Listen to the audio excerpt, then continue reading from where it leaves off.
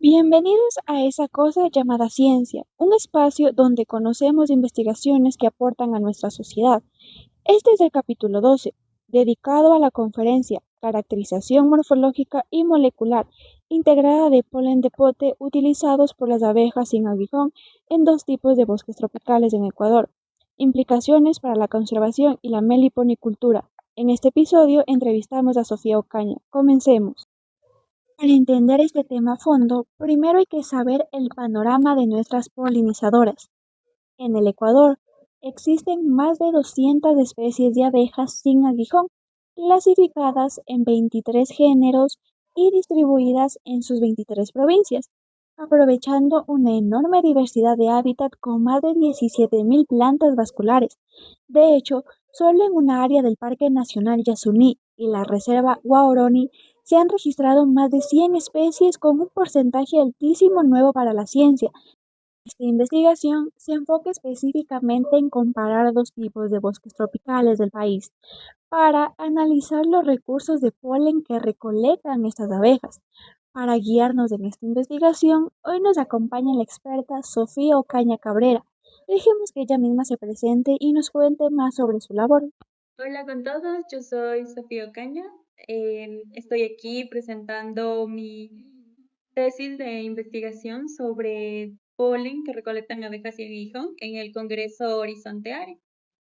Conversando con ella sobre los hallazgos de este estudio, planteo la primera interrogante.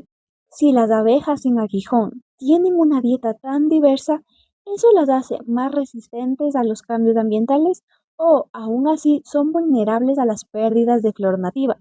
Esto fue lo que nos respondió. Eh, sí, sí y no. A ver, el hecho de que las abejas sin aguijón tengan la capacidad de recolectar polen de distintas fuentes responde un poco más al hecho de que cómo está conformado su ambiente, por ejemplo. Y sí, les aportan proteínas, minerales, vitaminas que les pueden ayudar a fortalecer su sistema inmune. Aún así, por ejemplo, la pérdida de hábitat o el uso de agroquímicos les afecta de otra manera. Por ejemplo, si es que el cambio de uso de suelo les hace perder este tipo de plantas, ellas ya no van a tener de dónde seguir recolectando polen. Si es que tienen que, por ejemplo, acostumbrarse a un solo tipo de plantas, esto puede afectar con el paso del tiempo y en nuevas generaciones a debilitarse. Por ejemplo, hay estudios que dicen que de generación a generación ellas pasan la información de dónde están las fuentes de polen que más les sirve, pero si es que llega un factor externo, digamos, se talan los bosques, les matan por agroquímicos, este conocimiento ya no se transmite y entonces ellas tienen que empezar de nuevo y este empezar de nuevo implica un riesgo para ellas. Entonces, sí, el polen de distintas fuentes les ayuda muchísimo, pero hay todos estos otros factores externos que ponen en riesgo su salud y su vida. Continuando con el enorme potencial biológico de nuestro bosque, la segunda duda que pongo sobre la mesa es, ¿cree que existe mucha especie de abejas sin aguijón por descubrir en el país y en qué zona sería más probable encontrarlas? Escuchemos su análisis.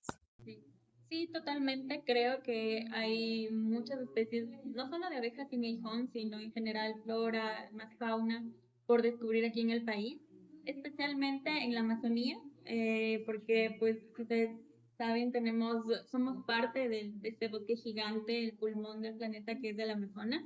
Entonces, sí, totalmente. Y de hecho, quisiera incluso mencionar algo que mencioné en la charla, que es que en el Yasuní encontraron en tan solo 1 hectárea más de 100 especies de abejas sin aguijón. Entonces, es para darnos una idea de que en un espacio de terreno relativamente pequeño hay tanta diversidad. Imaginémonos en toda la Amazonía que nosotros tenemos. Y finalmente, para entender la relación botánica y las herramientas moleculares como el código de barras de ADN y la morfometría geométrica que analiza los granos de polen, formulo esta última pregunta. ¿Las diferentes especies de abejas muestran preferencia por determinadas plantas de flores? Veamos qué nos dijo. Sí, sí, sí, así es. Para determinar esto, por ejemplo, se construyen redes de interacción planta-abeja y ahí se puede ver su comportamiento. Decimos que son generalistas y recolectan tienen preferencia por el polen de más de dos fuentes de plantas y son un poco más especialistas si se enfocan en unas pocas. Aún así es importante decir que con tantos factores que afectan su vida actualmente, las abejas sin aguijón se ha visto que tienen la capacidad de adaptarse si hay más plantas o menos plantas, pero como decía en la pregunta inicial, esto puede afectar a largo plazo su sistema inmune, su memoria, su adaptación, pero sí, estas redes nos ayudan a ver cómo interactúan con el medio ambiente. Es vital recordar que este tipo de ciencias no se quedan solo en los laboratorios, involucra a entidades de regulación nacional como el Ministerio de Agricultura, el Ministerio de Ambiente y Agrocalidad, además de redes y asociaciones autónomas de meliponicultores en el país. Comprender el mundo de las abejas sin aguijón y su amplio nicho alimentario resulta clave para proteger nuestros bosques y fortalecer esta actividad. Comprender de qué plantas dependen estas abejas a través del análisis de su polen no es solo teoría, es la herramienta fundamental para conservar nuestros bosques y apoyar a los meliponicultores en el Ecuador. Agradecemos a Sofía Ocaña por acompañarnos hoy y a ustedes, gracias por sintonizar esa cosa llamada ciencia.